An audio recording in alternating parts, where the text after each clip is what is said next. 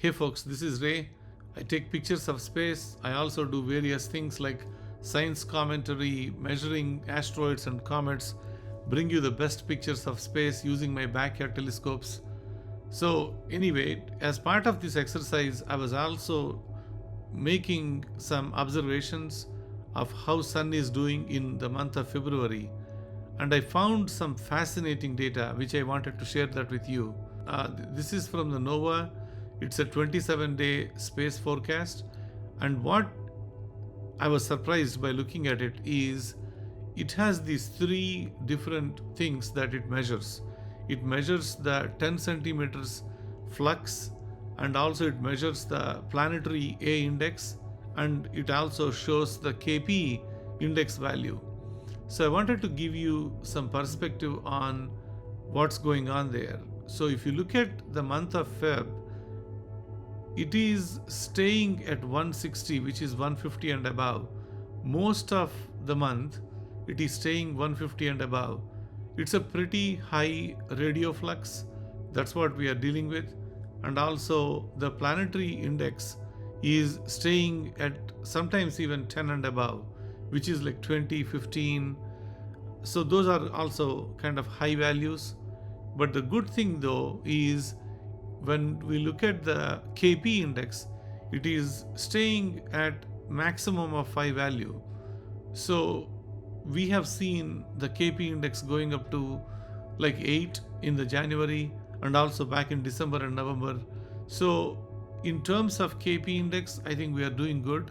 So what does it mean to us? When the values are so high, obviously the sun is very active. That's what it is. So when we take a look at the first column, which is the 10.7 centimeter radio flux, it talks about the solar activity. Basically, it measures how active the sun is, right? So if it is somewhere between 70 and 100, it's basically a normal sun, a quiet sun. Anything beyond 150 and above is the solar maximum. And that 150 plus is the one that brings the coronal mass ejection, the CME. So it has the flare potential whenever it is 150 and above. That's what the 10.7 centimeter radio flux solar activity is going to be. So if you look at the data in the month of February, many days it is showing 150 and above. Sometimes it is low, 125, 130 and all, but it is showing in the upper ranges. So there will be quite a bit of radio flux activity, meaning a lot of solar activity is going to happen. So it has the flare potential, it has the CME, the coronal mass ejection potential. The second one they are talking about is the planetary A index. What this measures is it measures the magnetic disturbance, how much the magnetic field is disturbed by the solar wind, right? So somewhere between 16 and above, or 16 to 19, the sun is very active. So 16 to 29, the sun is very active. If it is more than 29, like 30 plus, you are talking about a very strong storm, right? So let's take a look at the planetary index. Most of the time, it is staying at 15 and above, I would say, right? You can see 15s and you can see 20s. The remaining days, the planetary index is relatively low. So when we talk about 16 to 99 being active, yeah, it is active. Is it at 30 plus like strong storm? No, it does not have the strong, very strong storm potential. So we are dealing with active sun, like which is, we are in the solar maximum. We are in the 10th year and 11th year of solar maximum, the 11-year cycle. So sun is active, but not hyperactive to a point where we need to start getting really, really concerned about it. And let's look at the last one, which is the KP index, right? So most often, KP index somewhere at the 5 and above is going to bring in definitely the geomagnetic storm is going to have that potential. But if it is more than 6, like which is what we have seen in December, which is what we have seen in January as well, it brings severe storms, right? So when we look at the data of the max KP in the month of February, it is staying at the maximum of 5. So at the maximum of 5, we are talking about, yes, definitely it is going to bring in some magnetic storms, but not the severe storms. That's what the data is. So I've been showing you the very close up of the recent active region, which is the 4366, the solar sunspot that you are looking at. And that solar sunspot did cause or did brought in severe storms in January. That particular sunspot is still available, it's still there. Even if it turns back and comes around again, it is still going to be there. It might consolidate maybe with some other sunspots and may get active, or it might stay at that relatively active region but not really going to like bombard us with heavy solar storms. That's how it is looking like. I mean, based on the numbers that we have seen there, they are talking about sun being active because there are several sunspots there, as you can see it, but not severe storms. It's not going to create huge satellite disruptions. It might create a minor blackouts of the radios, but not like severity level is not to the level of it's going to interfere our electric grids, or it doesn't interfere our satellites communications and all. You never know, sometimes these things will turn into like really major storms. But based on that, at least the NOAA's data that we are seeing, at least for the month of February, we are watching it being active to being a bit more active, but not hyperactive. That's what at least we are seeing right now. So don't underestimate, sun is active. It is in its solar maximum. It is in the 10th year and 11th year solar cycle. So it could bring in very heavy storms. We might even see those storms in February, or maybe in March, or maybe the months down the line. We need to keep an eye, and definitely you can see those sunspots are causing solar flares because of the polarity of those sunspots. They are not really pushing the solar wind into the earth facing kind of scenarios. So far we've been lucked out. Our magnetosphere is holding it well, and these storms are being formed, but they are not turning into like a major communication blackouts at this moment yet. So let's understand that 10.7 centimeter solar radio flux. What does it mean? It's a pretty interesting concept. This is the natural radio emission from the sun. The 10.7 centimeters solar radio flux is the radio waves or the emissions coming out of sun.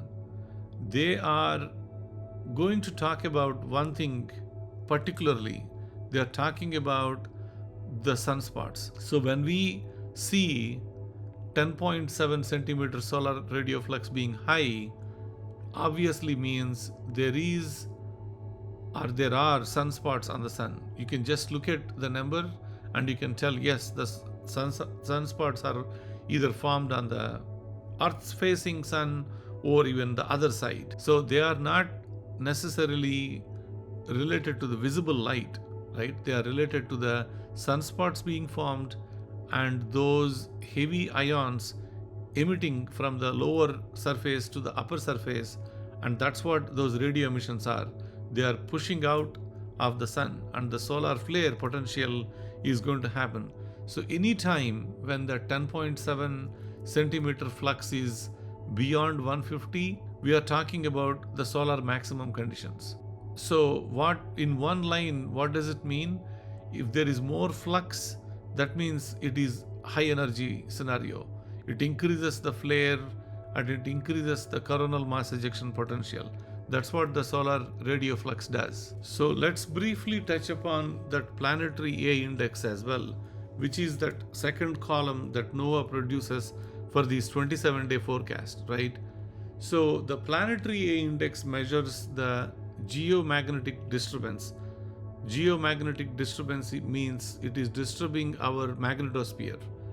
So how do they measure? They have so many magnetometers all over the world, all over on the earth, and they constantly do the readings of the power of those magnets.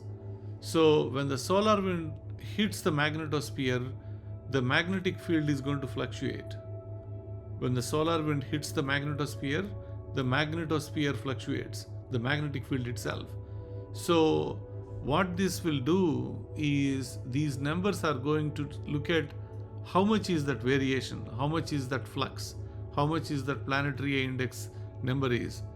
More the number, bad it is. So if it is 30 plus, huge storm is coming our way, meaning there is a turbulence in magnetosphere. If it is somewhere between 16 to 29, which is what we are seeing most of the time, is the active. We are in that solar maximum, and it is showing turbulence in our magnetosphere, but not turbulence to a level where huge geomagnetic storm is coming. It does cause some auroras, but not like auroras all the way to Florida. So let's talk about that KP index, right? So KP index is, think of mother of all indexes. All you need to look at is the KP index number. If it is below 5, just sleep, no need to worry about. If it is above 5, pay attention, because above 5 means it can go towards that stronger storms. If it is 8, 9, it's like the January scenario or December scenario where we might have huge storm. So the Carrington event will go to the KP 10 level, which is like really, really big storm, right? So it's a pretty good index, one single index that tells most of it. It is going to, it's like an average of everything. It's an average of magnetic field fluctuation. It is also how much is the geomagnetic storm intensity is. It kind of combines, put everything into it, and the KP index is the number that gives us a very good indicator of what sun is doing to us. More the index, bad to us. So right now we are dealing in the month of February somewhere in that 5 level. The maximum KP index is going to be at level 5. I put a little visualization of KP index for you. So as the KP index goes higher, the auroras are going to expand, right? So if you are seeing quite a bit of auroras, your KP index is going from 1 to 5 to 9, right? That's what it does. As the KP index is lower, the auroras are going to stay on the top, but they don't come down all the way down, right? That's what it is.